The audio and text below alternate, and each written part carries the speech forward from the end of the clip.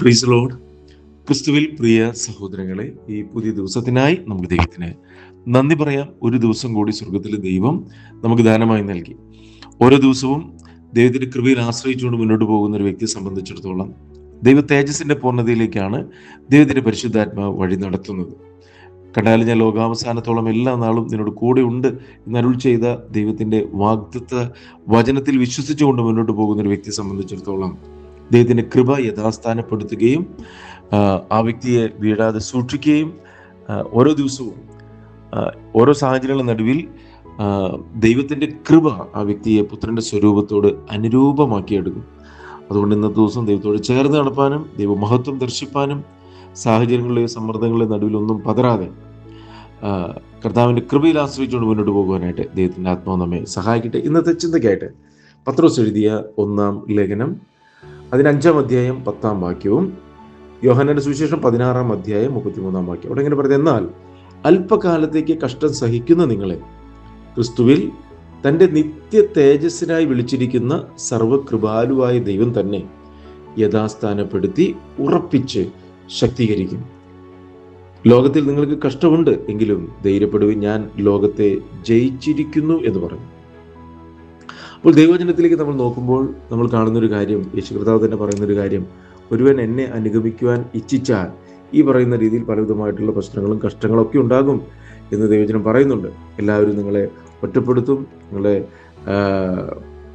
തള്ളിപ്പറയും, അതുപോലെ നിന്ദയും പരിഹാസവും ഇല്ലായ്മയും ഒക്കെ ഉണ്ടാകും. എന്നാൽ ഇതിൻ്റെയൊക്കെ നടുവിൽ ദൈവത്തിൻ്റെ കൃപ ആ വ്യക്തിയെ ദൈവം ആഗ്രഹിക്കുന്ന ഒരു തലത്തിലോട്ട് ഉയർത്തിക്കൊണ്ടുവരികയാണ് ചെയ്യുന്നത്. അപ്പോൾ ഇവിടെ പറയണം, എന്നാൽ അല്പകാലത്തേക്ക് കഷ്ടം സഹിക്കുന്ന നിങ്ങളെ.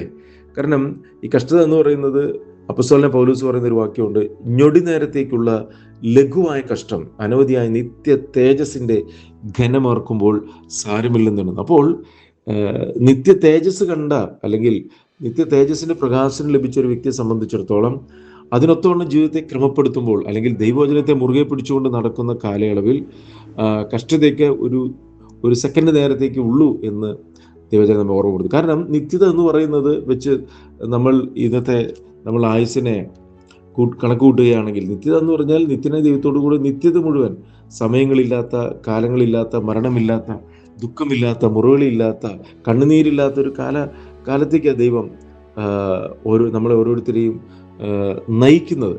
അപ്പോൾ മനുഷ്യൻ്റെ ആയുസ് എന്ന് പറഞ്ഞാൽ ഏറിയാൽ 70, 80, 100, 120 വയസ്സ് വരെയാണ്. അപ്പോൾ ഈ നിത്യതയുമായി തുലനം ചെയ്യുമ്പോൾ, അതാണ് അപ്പോസ്തലൻ പൗലോസ് പറഞ്ഞത്, ഞൊടി നേരത്തേക്കുള്ള ലഘുവായ കഷ്ടം. എന്നാൽ താൻ അനുഭവിച്ച കഷ്ടങ്ങളുടെ ലിസ്റ്റൊക്കെ കൊരിന്ത്യർക്ക് എഴുതിയ 2-ാം ലേഖനത്തിൽ 12-ാം വാക്യത്തിലൊക്കെ 12-ാം അധ്യായത്തിലൊക്കെ പറയുന്നുണ്ട്. ഒത്തിരി വലിയ ലിസ്റ്റാണ് പറയുന്നത്. പക്ഷേ താൻ പറയാണ്, ഇത് ഞൊടി നേരത്തേക്കുള്ള ലഘുവായ കഷ്ടമാണ്. പ്രിയമുള്ളവരെ, നിത്യതയുടെ പ്രകാശം ലഭിക്കുന്ന ഒരു വ്യക്തിയെ സംബന്ധിച്ചിടത്തോളം ഓരോരോ വചനത്തിൻ്റെ അനുസരണത്തിൽ കൂടി തൻ്റെ ജീവിതത്തെ ക്രമപ്പെടുത്തുമ്പോൾ, മനസ്സ് പുതുക്കുമ്പോൾ ഉണ്ടാകുന്ന ഒരു അവസ്ഥയെയാണ് കഷ്ടത എന്ന് പറയുന്നത്. അതല്ലാതെ നമ്മൾ ചിന്തിക്കുന്ന പോലുള്ള ചില സാഹചര്യങ്ങളല്ല കഷ്ടത എന്ന് പറയുന്നത്. ദൈവവചനത്തെ മുറുകെ പിടിക്കുമ്പോൾ പലവിധമായിട്ടുള്ള സാഹചര്യങ്ങളിൽ കൂടി ആ വ്യക്തി കടന്നു പോകേണ്ടതായിട്ട് വരുന്നു. അവിടെ കർത്താവ് പറഞ്ഞ്, എന്നേക്കാൾ അധികമായി ഒന്നിനെയും നിങ്ങൾ സ്നേഹിക്കാൻ പാടില്ല.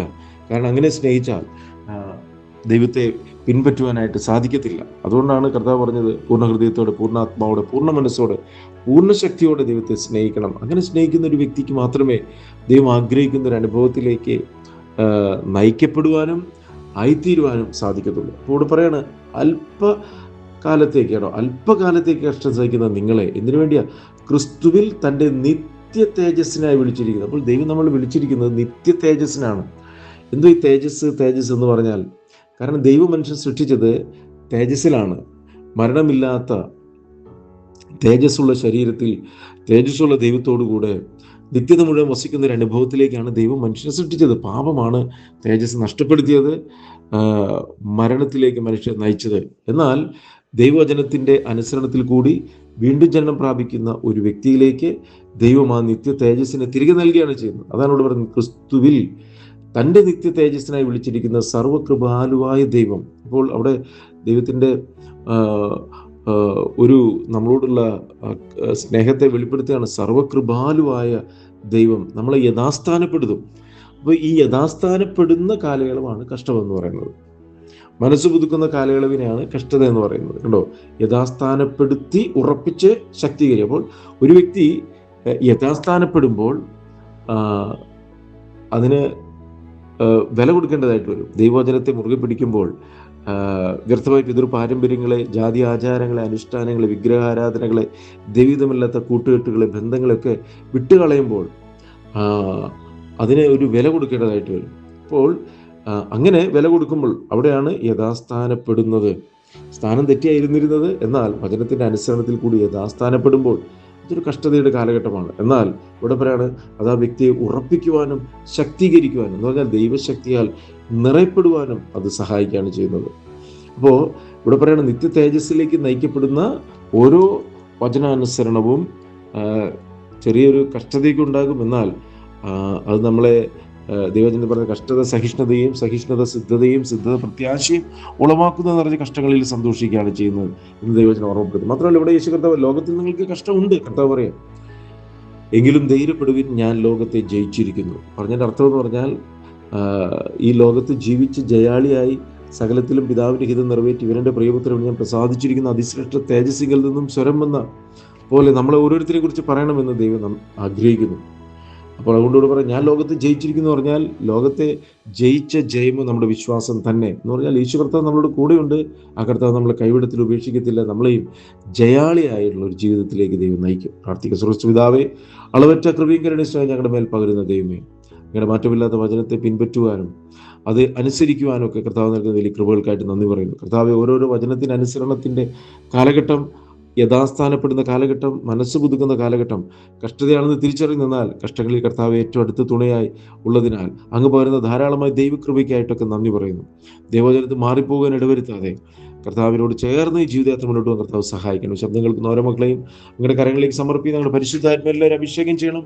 ദുഷ്ടനിലപ്പെടാതെ കാക്കണം. ഓരോ ഭവനങ്ങൾ സ്വർഗീയ ഭവനങ്ങളായി തീരാൻ കർത്താവ് സഹായിക്കണമെന്ന് പ്രാർത്ഥിക്കുന്നു. കർത്താവ് ചെയ്യുന്ന കൃപയ്ക്കായി നന്ദി. യേശുക്രിസ്തു നാമത്തിൽ പ്രാർത്ഥിക്കുമ്പോൾ കൃപ തോന്നി കേൾക്കണം സ്വർഗീയ പിതാവേ. ആമേൻ. God bless U.